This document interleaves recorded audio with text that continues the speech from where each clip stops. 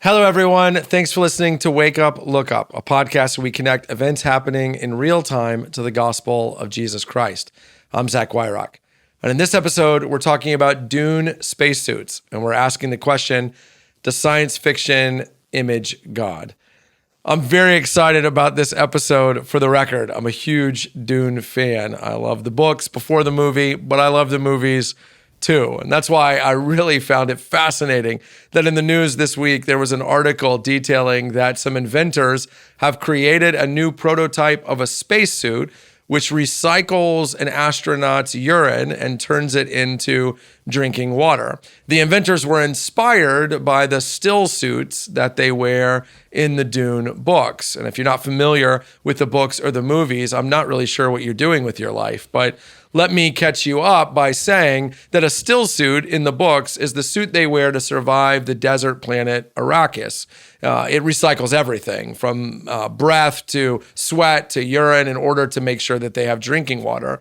It is light years ahead of our own technology that we use for astronauts. Currently, astronauts wear what basically amounts to a diaper to absorb their urine while they're working, and they carry drinking units that carry about a liter of water, which is not a lot for a full day of astronauting. That's why inventors created a prototype that will allow astronauts to travel further distances where their urine is being recycled into drinkable water that can keep them going longer. It's a fascinating article, and the inventors sound like very interesting people. They want to use this prototype also for firefighters, for hikers, and they're hoping even eventually to expand it so that the suit can recycle sweat and other sources of water as well. It's also a really cool article because I see God's design in it. What I mean by that is that people are made in the image of God. And part of what it means to bear the image of God is that we do things that are similar to him in the way that my children might do something that makes someone say, ooh, you're your father's son or your mother's daughter. And one of the ways we image God is through our creativity and through our ingenuity, our ability to look at a problem, like for example, hey, when we're in space, we're limited what we can do because of access to drinking water. And so how can we solve that problem? And in our creativity by creating science fiction novels that 30 years ago were picturing this technology before it was a thing. You see, the creativity and ingenuity was true of Frank Herbert when he was writing Dune. That's right, I know the author. And true of the inventors who made these spacesuits. Because in both literature and engineering, we bear the image of God. And I say this for a couple reasons. One is because sometimes Christians who work in the trades and sciences or in literature are saying to me, I wish I could do what you do for a living. It must be pretty cool to see your work as being for God.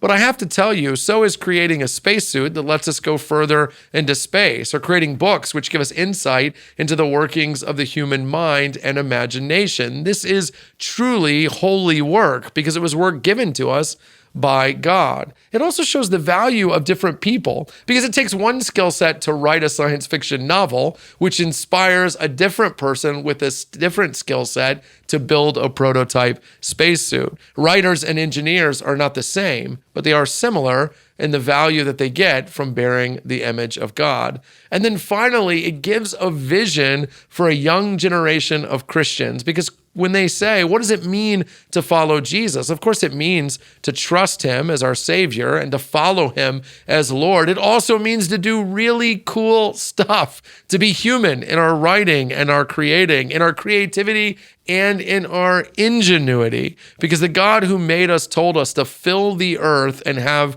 dominion over it. And what this inventor has done is made that work a little easier. Humans are awesome because they're made by a God who's awesome. And every time we see something cool that people are doing, it should make us step back and marvel, not just at them, but also at the God who made them. What a good God he is. Hey, thanks for watching this episode of Wake Up, Look Up. While you're here, make sure you click like and subscribe so you get future content from Wake Up, Look Up. And hey, leave a comment below letting us know what you thought or interacting in some way with what you just watched. I'd love a chance to talk with you more in the comment section. And also, while you're here, check out all the other content CCC puts out, including the videos that are around me right now.